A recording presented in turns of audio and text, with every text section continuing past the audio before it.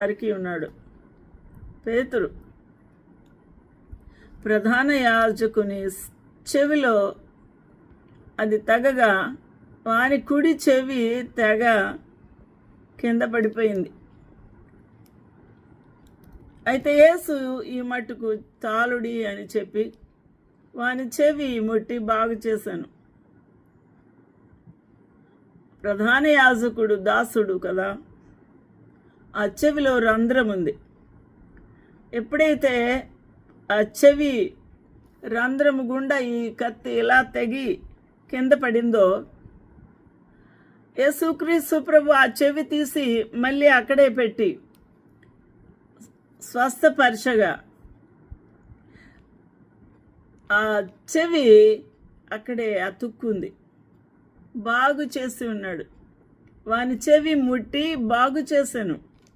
దేవునికి మహిమ కలుగును గాక. శత్రువును కూడా ప్రేమించే ప్రభు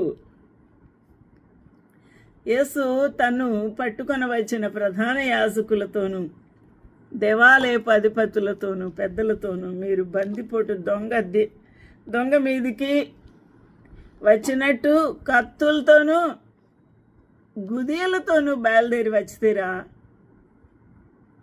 నేను అనుదినము మీ చెంత దేవాలయంలో ఉన్నప్పుడు మీరు నన్ను పట్టుకొనలేదు.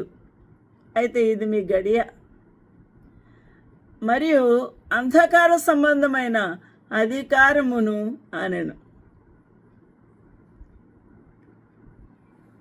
ఇది ప్రధాన యాజకులు, శాస్త్రులు, దేవాలయపు అధిపతులు, పెద్దలు చేసిన పని. వారితో కుమ్మక్కై ఉన్నాడు ప్రియా శిష్యుడు యూదా ఇస్కరియోతు. ప్రేమతో ముద్దు పెట్టుకొని ప్రభువుకు అప్పగించాడు. 30 వెండి రూకలకు నాణెములకు అమ్మి ఉన్నాడు ప్రభువును. దేవునికి మహిమ కలుగును గాక.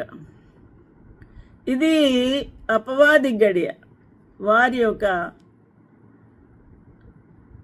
అంధకార సంబంధమైన కార్యములకు,